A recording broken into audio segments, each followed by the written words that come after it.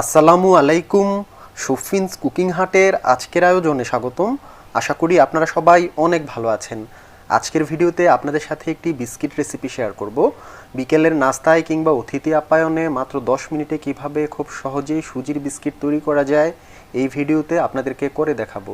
এই বিস্কিটের স্বাদ কিন্তু অতুলনীয়, আপনারা যে কেউ বাসায় তৈরি করতে পারবেন। চ্যানেলে নতুন হলে অবশ্যই সাবস্ক্রাইব করবেন। তাছাড়া ফেসবুকে শফিনস কুকিং হাট পেজ ফলো করতে পারেন। চলুন তাহলে শুরু করা যাক। একটা মিক্সিং বোল নিয়েছি, এর ভিতর প্রথমে একটা ডিম ভেঙে দিয়ে দিয়েছি, তারপর চিনি ব্যবহার করব। এখানে আমি 1/3 কাপ পরিমাণ চিনি দিয়ে দিয়েছি।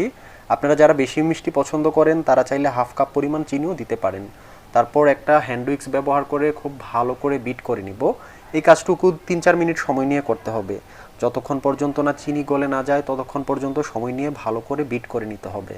যখন চিনি গলে যাবে মানে বিট করা হয়ে যাবে তখন আমি অন্য সকল উপকরণগুলো ব্যবহার করব।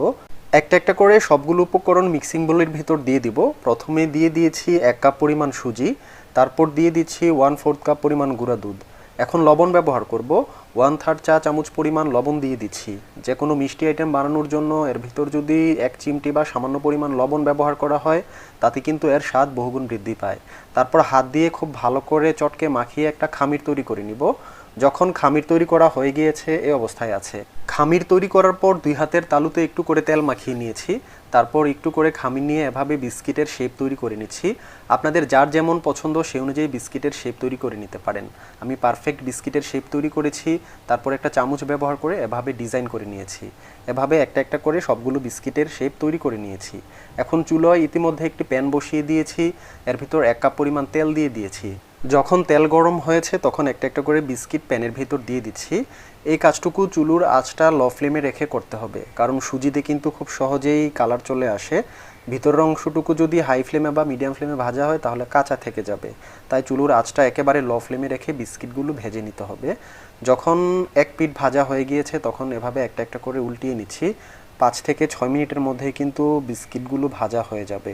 সুজি কিন্তু খুব সহজে ভাজা হয়ে যায়, খুব বেশি টাইম নেবে না। 2-1 বার উল্টিয়ে দিয়ে বিস্কিটগুলো ভেজে নেওয়ার পর এই অবস্থায় আছে। যখন গোল্ডেন কালার হয়েছে তখন প্যান থেকে উঠিয়ে ফেলবো। উঠিয়ে খুব ভালো করে তেল ঝরিয়ে নিব। আপনারা চাইলে কিন্তু গরম গরম এই বিস্কিট খেতে পারেন। তাছাড়া একটা বক্সে রেখে 7 দিনের মতো সংরক্ষণ করতে পারেন। এখন আপনাদেরকে পরিবেশন করে দেখাচ্ছি। আপনারা স্ক্রিনে দেখতে পাচ্ছেন একেবারে পারফেক্ট সুজির বিস্কিট হয়েছে। আপনাদেরকে একটা ভেঙে দেখাচ্ছি কত পারফেক্ট হয়েছে, দেখেন আপনারা যে কেউ এই ভিডিও দেখে বাসায় তৈরি করতে পারেন। বিকেলের নাস্তায় কিংবা অতিথি আপ্যায়নের জন্য একেবারে পারফেক্ট একটা রেসিপি। সবাই ভালো থাকবেন, আমার অন্যান্য ভিডিওগুলো দেখবেন। আসসালামু আলাইকুম।